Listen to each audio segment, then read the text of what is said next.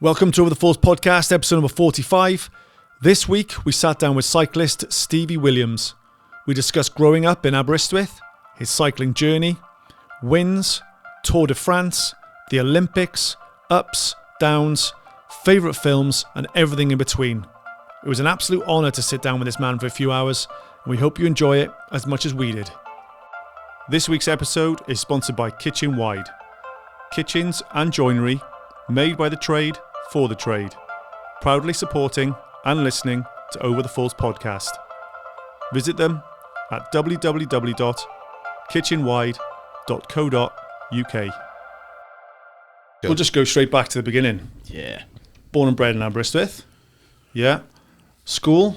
What primary school did you go to? Rhydypanau in Bow Street. So I grew up in Bow Street, and I had a good time there, and then I went on to Penweddig then. Cool. And did you enjoy school? I did. I think it was it's one of them where now you look back on it, you kind of, wish you enjoyed it a bit more. But I think I had a good crack at school. I mean, I loved sport, so the whole thing was based on sport really. And if I could do anything with sort of sport, then I was fine. And I think I get you through school pretty well if you're half decent at sport. Mm-hmm. I think so. Yeah. So academic-wise, it wasn't really your thing, but you always.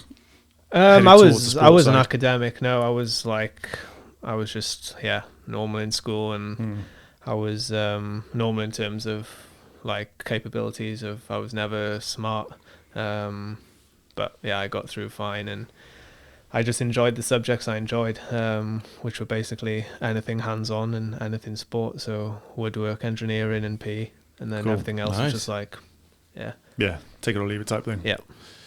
So the drive to get into cycling, did that happen naturally because of school, or was that were your parents involved in that little shift? No, my old man was a footballer, just played football and cricket, but he was just full football, and that's what I watched. Growing up was him playing football. Really, Cool. I remember that a lot from my childhood, and that's all I did really was football, cricket, and also running. I did enjoy long distance running, cross country, and track. And then I got injured. Then when I was maybe 15, I'd say 14, 15. I got the growing disease on my patellas. It's called Osgood-Schlatter. Basically, it's something where your bone doesn't grow as quick as your tendons or something, and basically the bone underneath your knee takes the brunt of it. So anything impact then it's just pretty difficult. And then I tried to deal with it for a while, and I kept playing, but I was just like, it's kind of not worth the pain. Is that why because I guess biking's low impact, is it? Because is that the reason kind of you went into biking then? Low impact? Exactly. Yeah. So I had I didn't watch road cycling growing up. And then everything all came together pretty much the same time around 2012, around the Olympics, and Wiggins winning the Tour. And that was I feel like that was the real bang of cycling in the UK. Yeah, probably right. And I just needed to do then a low impact sport, and I couldn't not do nothing. So it was either swim or race a bike, and it was a no-brainer. And I just started riding. I always rode a mountain bike and stuff, but always just around the estate or just with my mates and stuff. And doing wheelies next to the garages and stuff. Yeah, I can't even do a wheelie. I can't even do a wheelie. Still can't do a wheelie. Can you do an endo? Can you do an endo when you go on the front one? I can do an endo, yeah. There we go. Yeah. They're easier. You got it. You got it. Just put the brake on. I can do an endo, but I don't stop. And then, I was just basically riding then round Aber when I was 15, 16, and I just sort of, got addicted then really, got the buzz from it, was doing local time trials, local train gangs, and Sunday club runs with Ystwyth CC. And I don't know, it kind of just, everything started to just sort of hammer around that then. Every week I was right, after school in the summer I got train gang. After work even, I was a carpenter by this point. When I left school I did a carpentry and joinery apprenticeship. But even when I was doing that, it was kind of all about the bike, and like I was like, right, I don't want this to. I just want to race a bike and try and make it, sort of thing. And from there, it was very much, just trying to do everything I could to do that. And I feel like there's a lot of freedom with cycling as well, being, 16 or wherever I was, and just being able to jump on a bike. And the first time I realised it was like, I go out in a group, Sunday club run, next minute you're in Bilth. And you're like, I'm in Bilth here. It's like, it takes an hour in a car. Yeah. And every weekend I just got stronger and stronger, and kind of just built up really as I grew more into a man. And because I was a very, like, not a small kid, but I wasn't very strong. I was always quite, this sort of body shape, which is perfect now. Yeah. So that was how it really happened, really. So what we've got around here, like the terrain we've got in mid Wales, it's a hell of a training ground. Like there's nowhere to hide around here, is there? No, it's something else. I always say, I mean, I've lived abroad now for the last 5-6 years, and whenever I come back here, I don't do much training here anymore. But I remember growing up, the roads are just dead. They're dead roads. Like they're so heavy. Like you do like 4 or 5 hours, and it feels like you've done like 6. It's very like demanding, and it's hard to explain. In Europe they have those roads where they're like fast. You're like going like. You're about like the surface feels the quicker on the tarmac, and the weather, and everything's just faster in the sun as well. Have you ever ridden in Ireland? I have raced in Ireland. Yeah, that was 2016. I raced there. It was in County Tipperary. It was. Okay. I don't have very very good memories. I was leading until 4K to go. I crashed on the last stage, and The reason I just mentioned that is because I've just come back from there, and the roads there were sublime. Yeah. And I just thought I'd mention that, like the tarmac, or even in the car, they were sublime. They're really good. Oh yeah. Oh really? Yeah, I can't remember, but like ours are like pothole fueled and like. As you say, heavy. I understand what that means. Yeah. But out in other countries, it's like your car goes straight over it. So imagine a bike is just. It feels like it just kind of bogs you down, and every ride is sort of like you're always like fighting the bike, Mm-hmm. So from quite a young age, that you knew that you wanted to get to the level you're at now. Yeah. And in your head, there was kind of like no other option. This was like, I'm going to do this. Yeah, I think for me personally, I've kind of never really done anything by halves, and if I've ever started something, I always want to like try and get the best out of myself. So I like to commit fully, and that was one of those times, when you're young and you've got the chance, and now sitting here now I can say that it was worth it, of course, but it was tough. It's like it's never easy to make it in a sport. You have to sacrifice. Well, I sacrificed pretty much everything from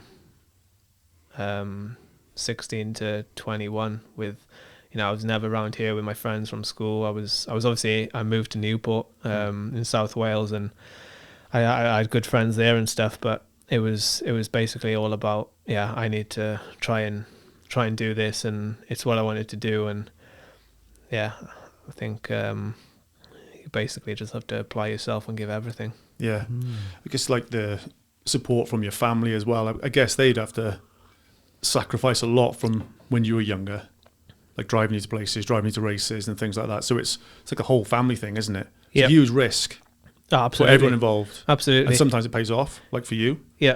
But I guess a lot of times it doesn't for some people. I think, the most important, my parents were great. They're very supportive. I have a great relationship with them to this day, and always have. I always say when I come home now, it's like when I come through the door, it's not like my parents, it's like my mates, because we actually have a hell of a laugh. Like that's lovely. It's like really, it's like really good, and so that's really nice, I think the two most important years were the 2 years as a junior, so from 16 to 18. So I feel like that's a window where obviously you can't drive, and you're basically still trying to progress. So every few weeks I'd go to national races around the UK. So my dad would take me. We'd go on a Saturday, race on the Sunday, and we'd come back together then, and then obviously, it's times like that where, you think back and think, they'd do it in a heartbeat, and but it's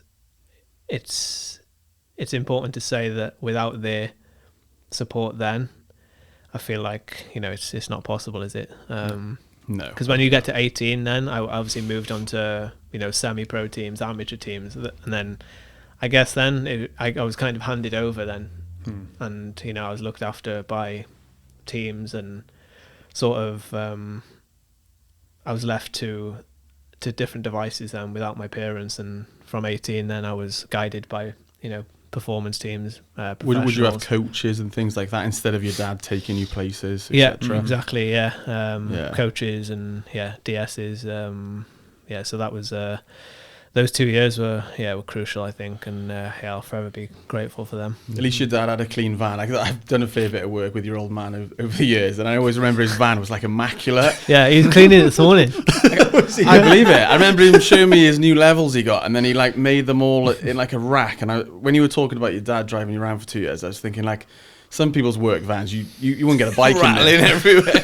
But in Shoppo's van, I reckon there'd be some good room in there to get your bike in and all your equipment. So, yeah. Yeah. No, it's he was great, and like I said then about like just even thinking back, like heading away with him for the weekend, just like even though it was like Saturday, Sunday, like it was a good laugh with him, and I think sometimes we're very similar characters, and it's good to also be able to not so much repay him back now with what I've done, because it's not like that, but for him, I'm sure he's proud to. Of course, he's proud to see what I've gone on to do, and and he helped. Yeah, exactly. Oh my God. Yeah. Have you ever been like? Were you always really competitive naturally, or do you think that sort of progressed through the cycling? Nah, I'm competitive. From a young age. Yeah, from a board games. Yeah, everything. Sports day at school. Yeah, everything. Love it. Egg and spoon. Everything. I'm not dropping this bloody egg. I'm competitive in a good way. Of like once I'm in the event or the game or something small, like I'm in it, but not to the point of if I lost, it's not like toys out the pram. It's more of I'll like give everything to win, but I'll be like pissed off if I don't win, but I won't be like, it won't be like a scene, but like I just love competing, like anything now. Like if I'm gonna like toss a coin with you now, I'd be like sat here like, come on in, or just like anything, like ball games, like I love like. I'm proper into like anything like hand-eye cricket, table tennis, golf. I just pool, everything. Let's have a game of pool, Stevie. Yeah, pool. And I think like when my dad was playing football, I always used to like after the game go back to the pub with him, and darts and pool, innit? Nice. So I think that's. I think you have to have that sort of like killer instinct, but to get to the top 1% as you have, to get to the top of any sport, I think you do have to have that edge, don't you? Yeah. Really competitive. Yeah, definitely. I think without that, it'd be difficult to sort of get up every day and like hurt yourself as much as we do. And there's not many. I mean, every sport is extremely tough, but obviously your sports like endurance, like cycling, swimming, running, like pretty horrific, aren't they? What you got to put yourself through. You got to go to some pretty dark places sometimes. A lot of the time. I've got a question about that actually. So, take us through a real grueling session of training, and how you manage that in terms of your demons and your doubt and your support teams and things like that. Yeah, I think like most of the for me personally, I'm someone who very much is a lot better with a number on my back. So once I'm in the race, I feel like I can push myself even a level further. Whereas there's some guys who really can get the most out of themselves training and push, incredible, superpower numbers. And then you've got guys who, once they get into the race, it's like everything comes into it. Like So you have different sort of mentality in a race, you know, because you're beating guys instead of, you know, it's hard to race against yourself in training. You just got a little bike screen there, a little computer, and you're like, oh, let's look at this and try and go really hard. Whereas you got 180 other lads around you and you're trying to beat them. Yeah. I feel like, I think it just comes over the years with, like, you know, experience and also being smart in training as well, knowing what you can get out of the session and how you can manage it. And yeah, I think like doing it over and over helps a lot. But sometimes you do have some sessions that like you'll look down on the, like once you get your program, you look down and you go like, oh, Thursday next week you've got this session, it's just horrific. And it's like, I don't know, we do this session, it's like a pyramid session. It's like, so I'll have like 5 hours, and then it'd be like, I don't know, 3 minutes full, 2 minutes easy, 2 minutes full, minute easy, minute full, 40 seconds easy, 40 seconds full, and then into 2040s. And full being full gas. As in like controlled full, so you can finish the session, but it's horrific. And that's like, some of those sessions are like horrific, but like, yeah. I'm laughing because I can't imagine how much pain your body's going through. Yeah, I can't understand like the recovery from something like that as well, because like I'm sure you're doing something similar like the next day, or it's like obviously the Tour de France. You're doing some crazy miles, and you get up in the morning and you're doing it all again, and then again, and then again. So how does your body recover from a session especially like your butt? Or yeah, well, there's that as well. Yeah, and shampoo cream. But how do you recover? I think just I think that's what we train for. You know, that's what training really does to you. I think the way we can sort of recover after each stage. I mean, it's such a short window, you know. We get up at whatever 8 in the morning, and then you have breakfast, and you'll do 200k stage. Then you'll have the bus transfer, which is usually hour and a half to the next hotel. And you have like your little window for massage, physio treatment, dinner, sleep, and then you're awake again. You got another 200k stage, and you have that for 3 weeks. It sounds regimented. Yeah, it's very like I even though it's 3 weeks, a grand tour, like the tour is like, it goes by so quick because it is just like a circus, you know. Everything's like very much like tunnel vision, and you're racing every day. You got, you know, millions of people watching on the side of the road, and it's like you kind of don't think about all this. And so yeah, I think it's like, yeah, I guess that is where the best guys shine, is being able to recover after every stage and come back the next day, you know, with good legs. Do you you know, when you're, I don't know, say you're in a race now, right? Your legs are killing, you're just marching on forward. Do you switch off, or do you think of something, or do you play something over in your head? Like, because I understand you've got tunnel vision, but are you thinking about anything, or you're on autopilot? Like in the stage, so there'll be like in some races, usually the way the break goes, and then, you know, how the race situates down, you'll usually have time, you can go to the back, chat to your mates, and, you know, for the first hour and a half, it'll be pretty like chilled out, and yeah, everyone can have a chat and go back to the car, stop for a piss and just whatever. And then there's this like, it gets earlier and earlier now though in racing. Like when I first turned pro, it'd be a lot more relaxed for a longer period of time before the final sort of kicked off. But now it's coming like earlier and earlier. So so many teams are like always stressed for position, and, you know, with team radios, the people in the car, the DS is in the car is always like, oh, danger point here, wind here, narrow bridge here, and everybody's like trying to basically get one up on each other basically, and try and, you know, save as much energy as possible. But yeah, there is time to like chat to your mates, but then once the race does kick off, you have to sort of switch on, get into position. I guess you're just thinking then of the next like sort of obstacle on the road, really, whether it's a climb, open section, descent, steep descent. If it's wet, like everything just comes into it, rain, wind, like everything, like rain and cold. When like it's a hard race and it's like raining and cold, it's just like 10 times worse. I've been watching a few clips recently about the Arctic race in Norway. Oh, that looked freezing, Steve. That was awful. You basically had a microphone straight into your face pretty much. Oh, you saw the interview? Mate, your lips just... You were just frozen solid. I can't believe they interviewed you. They expect you to. It was outrageous. Man, that looks freezing. Like, I reckon that's one of the coldest, yeah.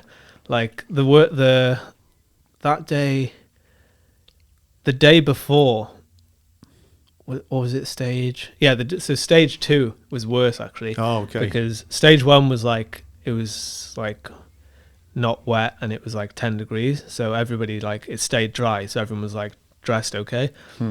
But the next day, everyone was like in that like Arctic Circle. It's all like sea and like, it's like those little islands and the weather goes like that. Yeah. So everyone was like shorts and jersey and arm warmers. And then all of a sudden this like cloud just comes from around this like bend and it just starts lashing down. And it's like the temperature goes from like 10 degrees to 5 degrees. And on the radio there in the car, it's like 0 degrees. And everyone's just like shaking. Like, and everyone's like, Christ.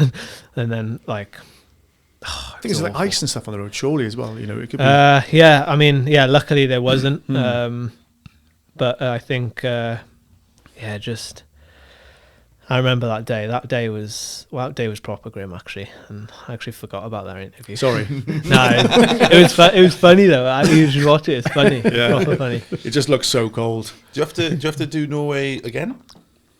This year, I won it in 2023, but this year it crossed over the Olympics. So Okay. we decided to skip it. Dodged a bullet there. Yeah. You've had quite a good couple of years, haven't you? I'm just gonna read out a bit of a list because I was looking through it last night. So, you stage win in the Tour de Suisse 2022, Arctic Race Norway winner, Tour Down Under winner, winner of La Flèche Wallonne, if that's how you pronounce it. Yeah. Completed in the Tour de France, represented Great Britain in the Olympics, and most recently won Tour of Britain. Yeah. That's pretty nuts. Yeah, thanks, mate. Isn't Thank it? you. No, It's no one's read it out like that before, but It's incredible. It is incredible. Did you ever foresee this happening nah. in your wildest dreams when you started cycling? Nah. Like, I think the easy answer would be like, oh, you can, like, you know, if you work hard enough and you can, you know, this is what you dream for. But to be honest, with the Olympics, like, even though like the major like motivation point for me was like the Olympics in London when, you know, British cycling, you know, hammered in all those golds and, you know, Wiggins with the Tour and then, you know, Froome the years after and stuff. But I guess when I was growing up and racing, it was I never thought the Olympics, you know, I never really thought the Olympic Games is not, it was more of like just the other races, I think, like the classics, like Flesh and stuff. I think Flesh is even like, yeah, that is like, because once you know, look down the list of the riders who've won that race, that was when sort of, yeah, I thought that's proper. And yeah. I got to ask though, because so 300 meters from the finish, you basically pulled the trigger. Yeah. Was that the plan? That day was cold as well. That day was rain and cold. And I just raced that whole race on instinct, basically. Everything was on instinct. Even the lap before when I tried to close down to Soren. And I kind of just switched off. And even though my DSs were in my ear and the radio trying to, you know, tell me what to do and like what the time gaps were, I was just like, it was honestly like being a junior again. I was just like, whatever happens here is going to be, you know, I was the only one of my team left in the front group. And I was just like, I just got to race it now and, you know, race it on legs. And once we got to the bottom of the Mur for the last time, I just, held back. And then I wanted to come from behind instead of going from the front, just, you know, because once you come on that, it's like Chem Clan, you know. I know. It's 26% at one point, isn't it? Once you, oh my God, you know, once you sort, once you come from behind with enough speed, the gap is so, even though it looks short, the gap is so exaggerated because it's so steep, you know. So even if it's like 5 meters, to close 5 meters on 26% is hard, you know. Huge effort. And then once it went out, and then I knew I had like 10 seconds, and then I thought if you're gonna close me now, then you got to have the best legs of your life. So amazing win, and whatever happens now, I'll never forget that. First Brit to ever win that, isn't it? Yeah. Yeah. Amazing. That is quite something, isn't it? The footage of your team in the car as well. Oh yeah, I've watched that so many times. Class, innit? Yeah. They are buzzing. The camera footage in the cars is really good to look back on. Because they're going through everything with you, obviously. Yeah. And they're feeling everything apart from the legs, obviously. But it's just in a car, quality. Warm, so good. In that in Flesh, the 2DSs were Darryl Impey, who was still racing with the team in the year before, so I raced with him, and Sam Bewley, who also retired a couple of years ago. So they're quite new out of the sport. So I have a good relationship with those two, and there's like a clip as well where the snow and sleet starts coming out, and I think the team released a video where they're both like, glad I'm retired now. I was watching that thinking, fucking hell, I'm sure. So has that been your highlight, do you reckon? Is that the one? Yeah, I think to win a Belgian classic, I think Belgium is kind of the home of cycling. Like, it's very Belgium is like, it's kind of, where all the biggest classics are, and I feel like it is very cycling's sort of, I think Flesh, but then you have to compare it with like Tour Down Under, a World Tour GC, and then I'm gonna say Flesh. I'll say Flesh. The one. Yeah, that is the best feeling out of all those amazing races that Dave ran out. That's even Tour de Suisse, the stage in Swiss with, that was a year and a half after coming back from the knee surgery, and like that one was really special as well. That was almost like a relief. Like, thank God I'm back at this level. And right, I see what you mean. You'd worry, wouldn't you? Yeah, well, this was a different one. This was a different injury. So I had surgery on my left knee in 2019, and this was something completely different. So that was a few months of rehab, the surgery, and it was just a big mess. And I think that's when I first met you. I think you just had the surgery, or you were going through the surgery. I was going through it, or just had it actually. Yeah. But like that was a period over a year basically of misdiagnosis and a lot of difficulties trying to actually pin down what the issue is. And by the end, we got it, had surgery, and then after like a year and a half of being away from racing, to come back and win Swiss with those caliber of riders there. Yeah, that's crazy. Was there ever a point that you thought about walking away? Because that was one of my questions. In like a dark time, maybe you're rehabbing, the rehab's taking a bit longer than maybe everybody thinks. Was there any point you think, I might jack this all in? Yeah, I think so. I think there were some awful moments, like especially with the misdiagnosis and stuff, and no one really knowing what the issue was because it was so rare. I remember being in Cardiff in Sophia Gardens in the National Institute there of Sport, and I think there was like a couple of days where things weren't going great, and like the pain was getting worse, and I still hadn't had the surgery, or even maybe post surgery actually, when I had the surgery and there still wasn't signs of like it easing up. And I'd just be like in the gym, I'd be doing these exercises, and I just remember my eyes like filling up, and I was like I left the gym for like half an hour, and then just like sat there, like I'm just like not sure about this, and like by the end, like having the right people around me and like good support of also friends at this point, like down in South Wales, and had really good people around me, and luckily I was able to have the best support, the best doctors, best surgeons, and luckily it got me through it, and that was the end of it. That's scary, isn't it? Right on the edge. It is. I just imagine the road, you're really badly injured pre-surgery, say. I just imagine like in your head, the road to get back to winning races just must feel like almost like an impossible journey.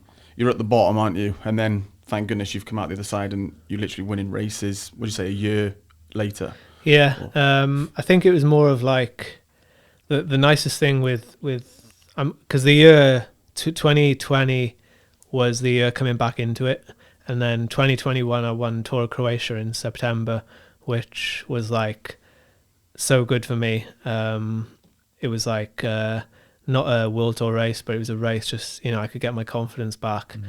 But then the stage in Swiss was almost like, it was almost nice to see as well, like the shock on people's faces, because I feel like there's always people that like write you off in there on social media and all this thing, and that was nice to almost be like shutting them up. Yeah, have that. Yeah.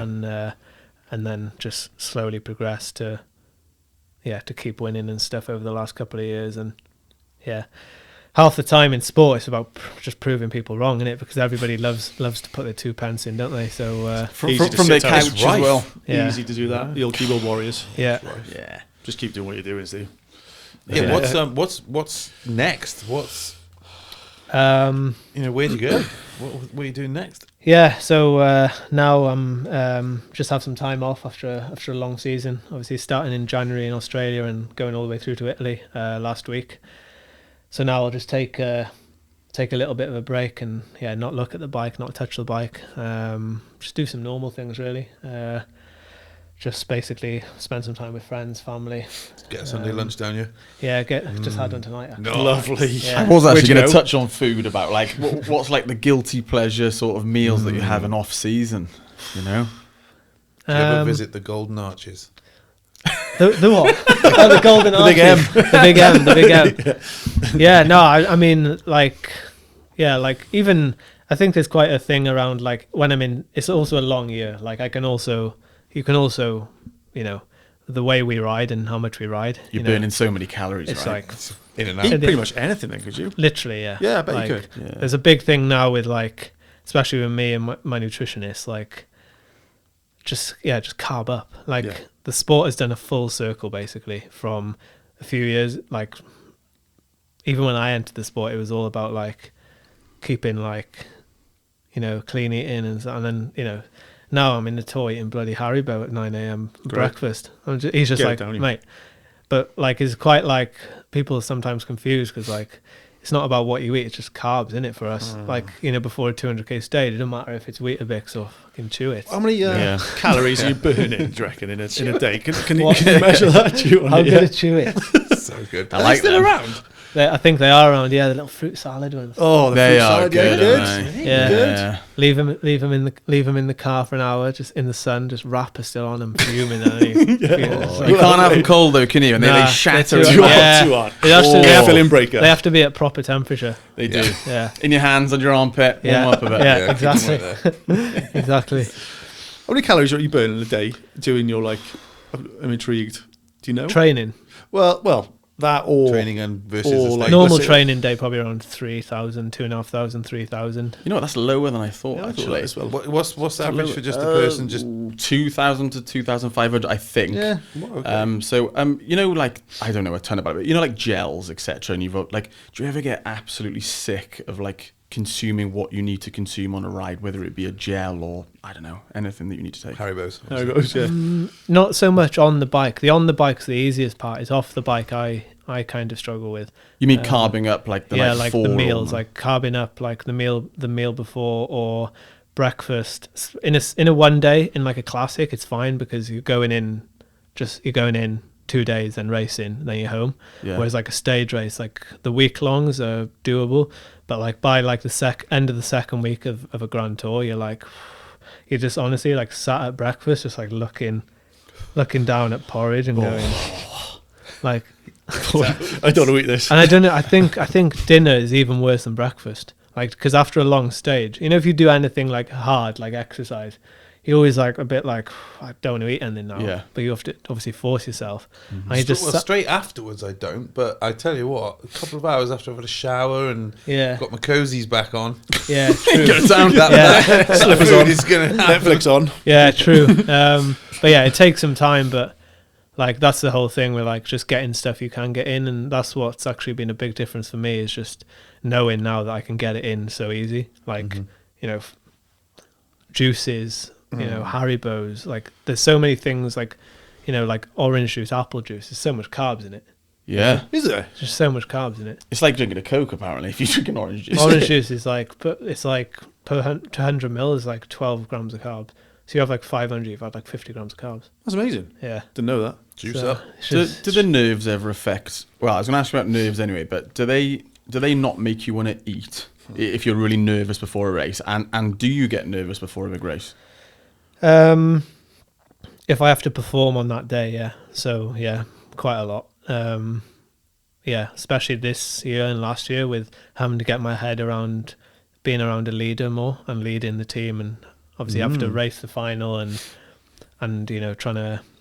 I feel like I'm in a situation now, which I really like, is I'm, you know, a leader of the team in certain races, and you know, you've got 6 other guys, you know, burying themselves for you, and you know, putting themselves in the ground and sacrificing everything for you, and then you have to once they're gone, you have to pull off and race the best guys in the world to try and get a result. So they've been protecting you, like portion of the race, because I'm not that savvy in terms of cycling world, but they kind of protect you with you reserving your energy so you can bring me food, bring me bottles, keep me out the wind, move me into position, basically everything. If there's any information from the car, bring it up, tell me, just anything like that. And I feel like when I've worked for people in the past, you know, I never really thought of it because you just do your job for them and then you're out of the way. But once you're on there, you flip the script and you're the person, you know, they have a lot. It's a lot of pressure, you know. Yeah, I was going to say, it's a lot of pressure on you and it's a leader, isn't it? And I feel like, yeah, that's one of the hardest things, is just now trying to sort of make sure that you've done everything right and sort of looked after yourself well enough and trained well enough to give it back to those guys, because you know, like all those results that you've, you know, said to me there and read back, they're not on my own, are they? So for the people that help me, that's what's the hardest thing about cycling. You know, you've got 6 guys and, you know, 6 mates usually who sacrificing their race for me, and I take the trophy home, but it's a massive, massive group effort, and you know, you're on the road with these guys for, you know, 11, 12 months a year. And yeah, it is a team sport, and unfortunately there's only one person crossing the line. Thanks for going into that, because I don't think, you know, your average watcher of sports, I don't think they quite understand that. Is it like, it's not obvious if you're watching it? You know, when you're tucking in behind someone's wheel, is it 40% that it takes away from your effort? Is it? Someone's always told I don't know that. the exact number, but I think it's a big percentage. Yeah, that's why it's always like better to be in the wheel, and that's why cycling is so tactical, and that's why I actually love it. Like, that's why sometimes it's not always the strongest guy that wins. Yeah, you know, in I don't know, the triathlons where you have to like do it like on your own, you know, and stuff. Not much tactics come into it. You know, you're either it does, but like not to the extent of the tactics where, you know, you're in teams of 6 and, you know, you can do whatever you want, you know, and sometimes like that's what's cool about cycling, where you can literally just basically be a menace and ruin people's races and just like, well, it'd be a real shithouse sometimes. I can imagine it's quite aggressive when you're in like the big group or the big peloton, and I can't imagine everyone's getting on in there. Oh, it's talk to us, mate. You got some stories. Plenty of time. You don't have to mention any names, just colours of jerseys. No, it's proper, yeah, dog eat dog in there. Is it? It's very like, yeah, shoulders out, and it's hard. It's really hard to explain unless you've ever been in the sprint finishes, for sure. Sprint finishes, you've got, you know, 180 guys full coming force into a finish, all trying to put your leader and, you know, leading out their leader, doing, you know, 70k an hour, just popping off, doing peelers. So, you know, the hardest thing is you've got guys doing peelers, so their team just like on the front with like 5-6k to go, just doing their 500 meter turn, pulling off, coming back through the peloton. So how do you mean a peeler? Sorry, I don't really understand. So like, but you got the bunch, haven't you? The peloton, okay, who, you know, is all on the road, and then you've got guys then keeping their leader out of position. So they're all, so you'll have like 8 teams across the road. So the guy on the front then is keeping their team safe at the front, but he can only go for a certain amount of time before the guy behind has to take over. Yeah. So you got like 5 or 6 lads in a line But then when he's done his job, he's got to pull off and go somewhere, isn't he? And rest, I imagine, getting back. Just done. His race is done. Gone. He's actually done his work and sacrificed it. Got Got you. Yeah. Right, okay. So he's done his job and then he's out of there. Right. So he'll pull off. And then if the road is blocked, he has to go back somewhere, doesn't he? So he's going back, 10k an hour slower than so there's people behind just like right. What surfing, a hazard. Surfing. Absolute hazard. So you have to be really switched on, and you've just got people. It's almost like kind of tunnel vision, really. Like I said earlier, it's very much you can't give an inch, especially in these finishes. But also you have to be, we all understand the dangers, and there is a certain respect in the peloton where we understand, you fight for position, but in a way that's safe-ish, fair-ish. Yeah. Is there any dirty tactics that teams use or anything like that, or is it all pulling the jersey from behind? All's fair in love and war? Is it a bit like that? Yeah, I think everybody just realizes that everybody's trying to do their job, and whether it's keeping a leader out the wind, or keeping a sprinter in the front, or giving him the perfect lead out to the line. It's just everybody's so strong nowadays. Like we're riding like 55, 56 chain rings now, and that's like still too small. It's like a dinner plate on your bike. It's back like. Oh, what's this? Sorry, the cog. The chain ring, yeah. So your crank. So yeah. Back like 5-6 years ago, it was like the standard was 53. Everyone was just 53, and every year it just sort of jumps up because the speed is just too high. Can you tell us a bit about the bikes? Because I don't know a lot about the bikes. 22. But like how much are these bikes? How many bikes do you go through on a team? Tires. Is it as nice as my bike over there? That is a nice bike. Oh, thanks, mate. Yeah. It's the material now is looked into incredibly. Like the bikes we race now are basically like spaceships. Like they're carbon everything, seat posts, handlebars. Like they're like 7 kilos, whatever they are, 7.1 kilograms or what. And how in tune is it to you, as in your frame? Like how much engineering is there for you?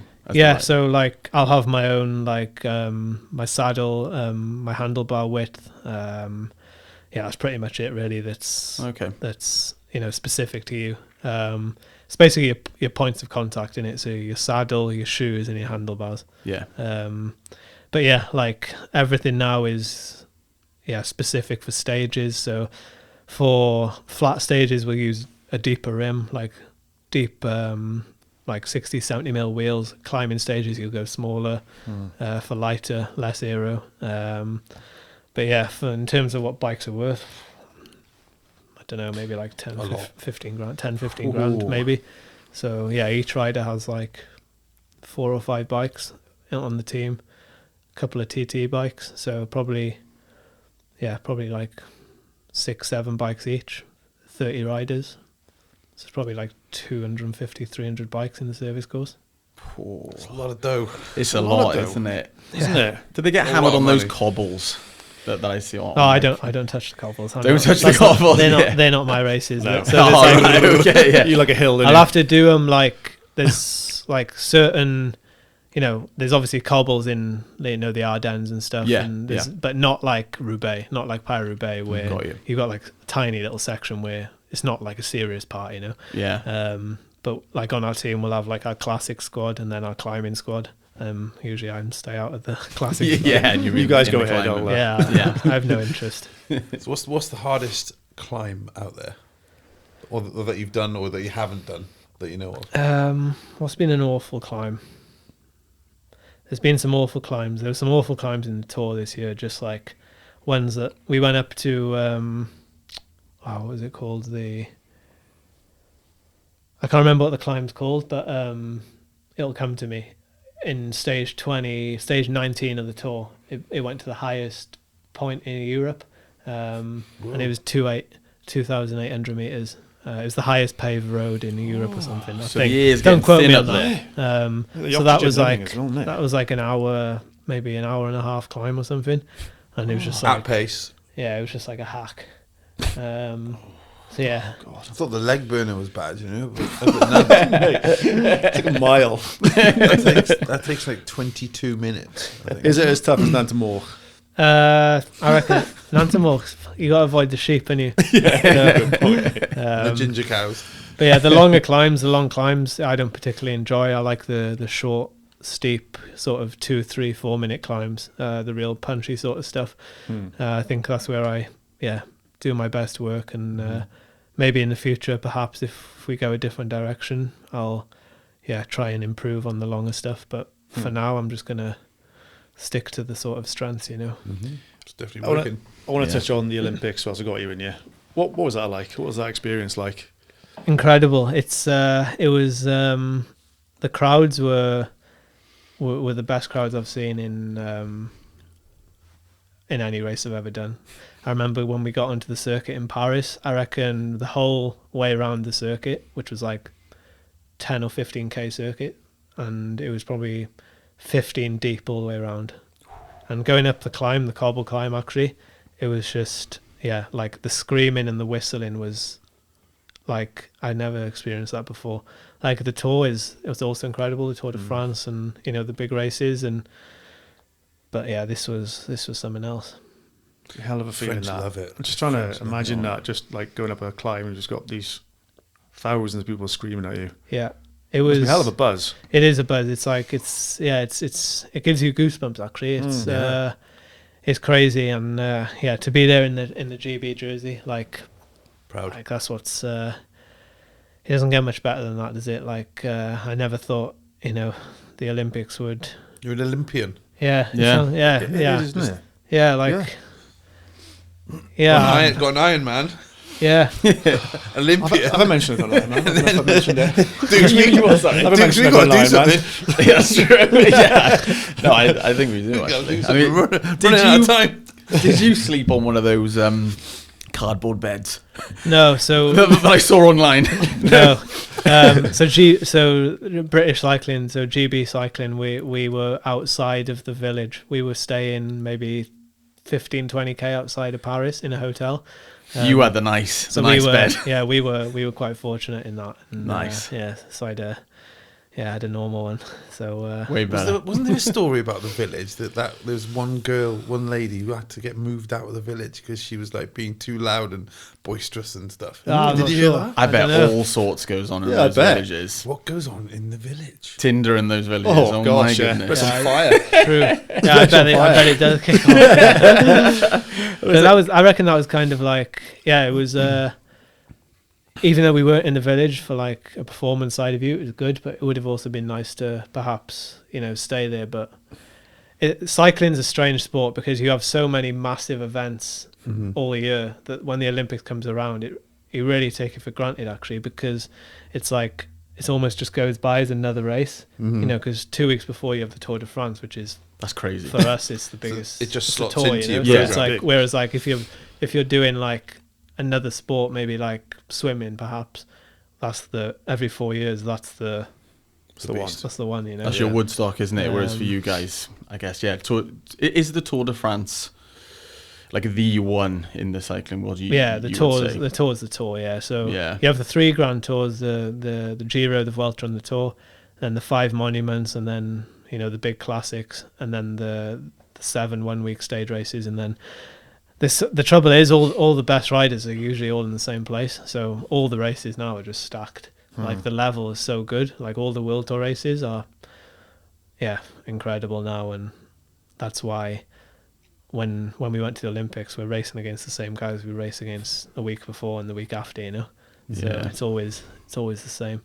And with the Olympics, there was, you know, a field of 60 riders, which, you know, in the Tour, you're racing against another 120 riders who are equally as good. So it's even, you know. It's mental, isn't it? Is there anyone out there that's causing you some problems? Like, you're a bit like, keep on top of this. There's some world-class riders. Like, obviously, you've got Tadej Pogačar, who's, you know. He's unbelievable. He's incredible. He's... he looks really small as well. Is he short? Is he like? He just looks so slight. I think he's my height. Okay. But yeah, where is he from? Sorry, Slovenia. Right. And then Remco Evenepoel, the Belgian, Van der Poel, Wout van Aert, Primoz Roglic, Jonas Vingegaard. So yeah, I'd say in terms of like the big six, they are like really incredible, and to be in the peloton at the same time as them is a privilege. That's pretty cool, isn't it? Especially, it's obviously you want to win every race. It goes without saying you're a competitive guy. You're at like the top of your game. But is there anything in the immediate future that you've got your eyes on, or like a goal when you think I'd love to win that stage? I'd love to win that race. Yeah, I think for me, next, obviously the thing everyone wants to win is a stage of the Tour. So a stage of the Tour de France is the one I'd like to next year really set my sights on. And then also the Ardennes Classics again, so the Flèche, Liège and Amstel.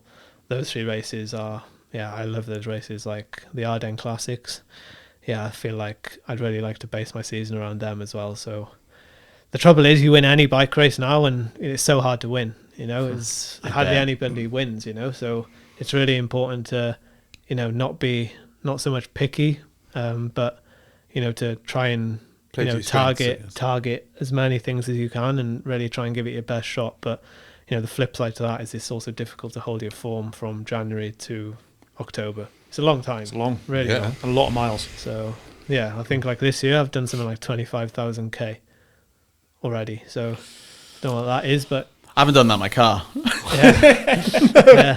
No. What do you do in your downtime? I know you like your films and things like that. What sort of love my films, to be fair. Here we go. Yeah. Talk to us, Steve. So do we. Yeah.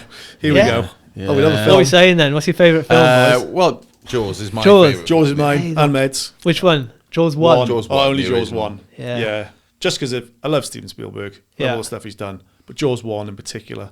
Just such a good film. Yeah, I haven't seen it for a while, but it is good, isn't it? It's great. Give it a spin. Yeah, it's great. Yeah. Your 7? 7 is up there. Certainly top Brad 3 Pitt, for me. I love it. It's got a huge twist in the end, and it's immaculate. It's a great movie. But what about you, Stevie? I've got a few actually. I've got I think Carlito's Way with Al Pacino. Yeah, great film. And Sean Penn. That's a classic. I could watch that like every day. Yeah, Sean Penn back in the day. He made some bangers. Elite. Yeah. Mystic River. Mystic River's a great one. Yeah. That's really with the guy from Shawshank, isn't it? He's the Tim Robbins? Yes. Tim Robbins. Yeah. Also, I think this might top it, The Last of the Mohicans with Daniel Day-Lewis. Oh, great movie. I haven't seen it in years, but I remember I love that movie. Incredible. When did it come out? It was not a late dry eye in 90s my again, house. I think, wasn't it? 1992, I think. Yeah, I think it's 92, The golden era. I feel like that's the golden era of cinema, the 90s. Yeah, like so many good movies came out in 1997. I remember that was a specific year. I think maybe Pulp Fiction was 97, etc. But the 90s are just, oh my God. Yeah, I think basically like... Yeah, Al Pacino. Like the other day on the train, I watched Heat. Like I've seen it, Michael Mann. I've seen it so many times, but I could go back to it. The Godfather, The Departed. Even the soundtrack in Departed is so good. Yeah, so good. And the twist. So yeah, that kind of era. Like you like a mafia movie, or like I don't know. Have you seen The Irishman? I haven't seen it. That's 3 hours of. I want to watch it. But I've never just. It's almost like I need to really like get ready for it and like. Yeah. It's commitment 3 hours, isn't it? It is. It's a long one. Yeah. The Usual Suspects as well. Oh, great yeah. film. Kaiser Soze. I think you showed me that. Kaiser Soze. Yeah, and I remember me, you, and Kel watching it years. But yeah, when he straightens out the walk, it's just fantastic, isn't it? Yeah. You know. But that scene when they're in the lineup, that's all. What's the word they use? Just let him go. Iconic. It was iconic, definitely. Yeah. But they just said, right, just read these. Like, give me the fucking keys, you fucking cocksucker. Hand me the fucking keys, you fucking cocksucker. Oh yeah, I remember. And they all read it. They're all howling. Yeah. There's genuine laughter. Yeah. They're just just read it out. Just go for it. Yeah. Love that sort of stuff. What's his name's cool in it? Isn't it Benicio del Toro? When he gets pulled by the police at the start, and he like goes around the corner, he's like, and he's like his outfit. Yeah, he's so good, so good. He's great in Sin City as well. Benicio del Toro and Sicario. Sicario. But yeah, like movies, I reckon, like off the bike, like that's a massive thing for me. Just because, like, especially on like transfers, like on the bus and stuff, like I'll download it, and if we have a long transfer, I'll watch it. Nice. Training camps is another one. Like, you know, we obviously train, and then in the afternoon we got like all this time to just, you know, sort of kill. So I feel like movies is definitely where a lot of my time goes. Netflix? You watching much Netflix, or is it Netflix? I'm not really a series man. Like, cool. I have watched, like, the one I've watched is like Prison Break and stuff, which is good. I do classic first season of Prison Break. Yeah, that's good. I'm watching it again with my missus now, and we're on season 3. And when they're in that jail in South America, South America, yeah. And I've been seeing that once. I'm watching it like days. What's that guy's name in it? Oh, Teabag. Teabag. And they're holding his pocket in the courtyard. He is incredible. Yeah, he's very good. With his great actor. Yeah, with his fake hand, because his hand gets chopped off. It does, doesn't it? Yeah. I think it gets weird. The later the seasons, though, I feel it tails off a bit. Yeah, I think I stopped at like maybe 4. Yeah, like I don't think I finished did as well. I think, but the first season, the last episode, I was jumping up and down in the room when they escaped. Yeah, I was just like, oh my god, this is incredible. The first time is unreal. Full circle. Yeah. The first time is unreal. Yeah. There's a lot of movies like that. Then I went to movies now. Like, I wish I could like unsee movies. Oh, definitely. Like Departed is one.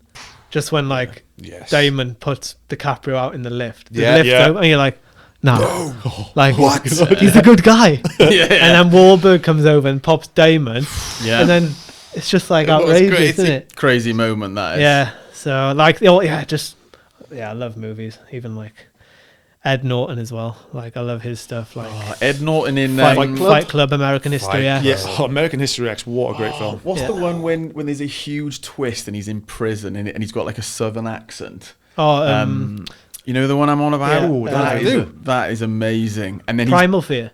Yeah, and he's playing dumb for like the whole movie essentially. Oh, it's horrid, isn't it? That is incredible ending to that film. Yeah. If you haven't seen Primal Fear, I'll stop talking right now. And Cape Fear with De Niro, that's good as well. That's a good film. He's terrifying. Yeah. On the boat, like. But that was another 90s one. It's like the thrillers, the steamy thrillers. Big fan of Michael Douglas. Honestly, Michael Douglas in steamy thrillers. Can't be it. Was it Jewel of the Nile?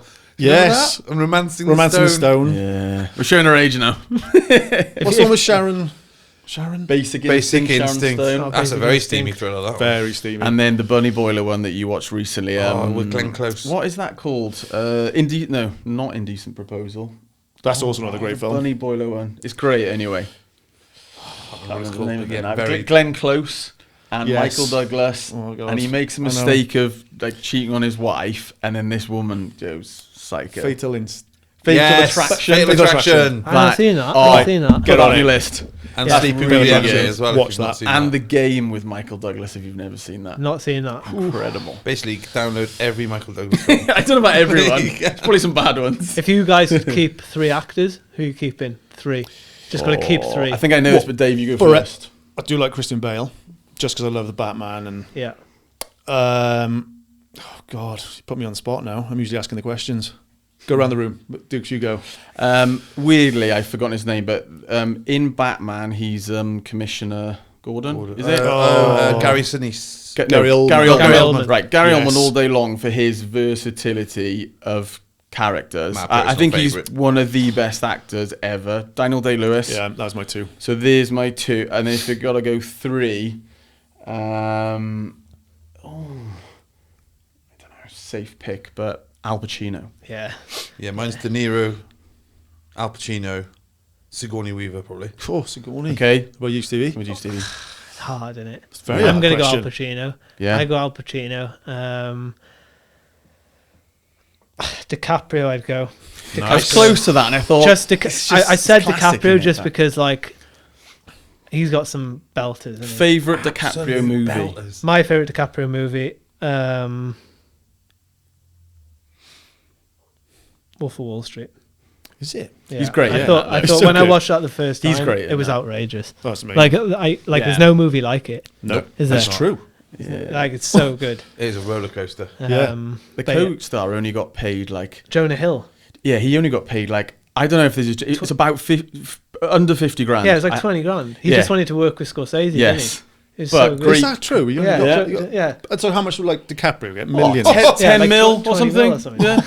And he was willing to do it for say 20,000, but he knew the career move to make. He did it very well, really, isn't it? Yeah, but like that was, he was getting paid less than probably everyone on set. Yeah, it was outrageous. The T-runners. Probably. And he nailed his, like, he was good. He was very great as his good. little weird Like, side. looking Kind of at big teeth. He's like, look at everyone like this, isn't he? Oh, he's absolutely Yeah. amazing. And he goes, I will quit today if you can prove to me that that's what you earned. And he's just straight on the phone to his boss, like, telling him where to go. Yeah. Oh, no, I love that. So that Great was film. 2, I think. So another one, third actor.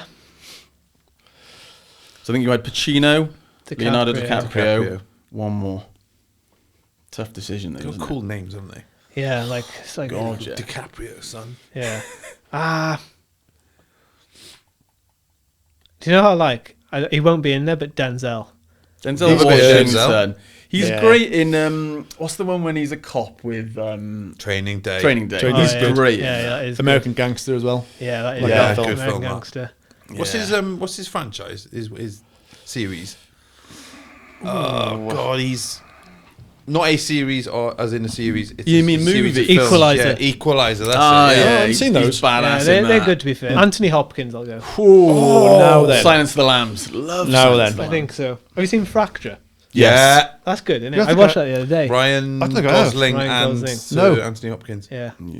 Oh, okay. No that the spoilers. one- That is a great film. Yeah, is that the one when he kind of plots? And yeah, I won't say too much because Dave. There's a actually, plot. but There's definitely a plot. There's a plot. Very, very good movie that. But is, Anthony isn't it? Hopkins, as soon as you say Anthony Hopkins, it's Silence of the Lambs every time for me. Yeah. Stewie Griffin, basically.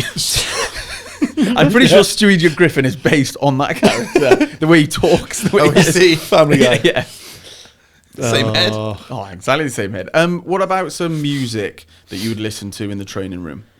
So I'm not a earphones in on the road person. I can imagine that. You need to know what the out hell's on the going road right? as in training. Right. One, I hate the thought of not hearing what's coming from up behind. Yeah. A lot of people, so many, like everyone like trains with headphones now. Does my head in. Like, Yeah. I was thinking more on a stationary bike. I mean, do you train at all on a stationary bike? never or, really. No, Like, you never really before train, Australia, I'll do like 10 days of heat adaptation.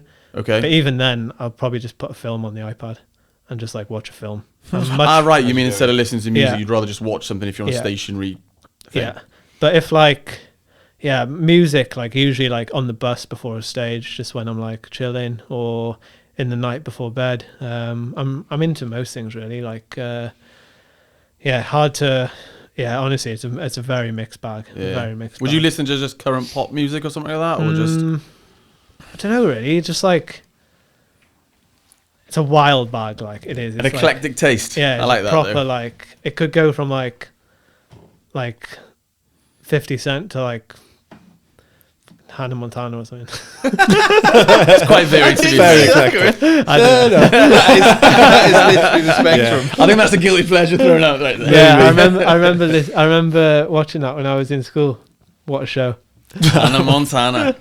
Disney Channel, I that think, was isn't way it? before. That was after Oh we'd, yeah, we were more like Keenan and Kel. Oh yeah, Keenan and Kel. I think that's a Yeah. bit more of a yeah, Nickelodeon Yeah. stuff, isn't it? yeah. Grange Hill. I don't know, we're not that old.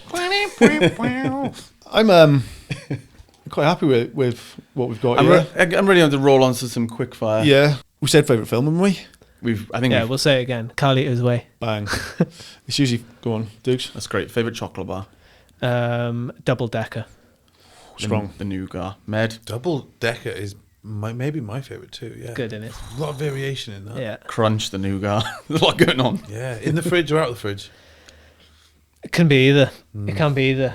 Out the fridge now because I've got the braces in. Ah, okay. So in the fridge is Got to be like a bit softer. yeah. Yeah, it's a bit of a snappy one. What's my quick fire got to be? Anything you want? I got one favourite cereal. Lion Wild. What? Lion is that? Wild. What's that? What? You know Lion, the chocolate bar Lion. Oh, Yeah. Lion. Yeah, Lion cereal. Oh. Sorry. Lion Right. Never Wild. tried that. I've Yeah. seen it. So they've I've got never had Lion it. cereal now. They've got Lion Wild. What's the Is that available difference? in the I'm gonna UK? look for this straight away. It's outrageous. Is it caramel in it? Mate, it's everything in it. Mate, it's like, You know what? You're selling the wild. mate, they're like chunks this big of like Lion Bar. lion.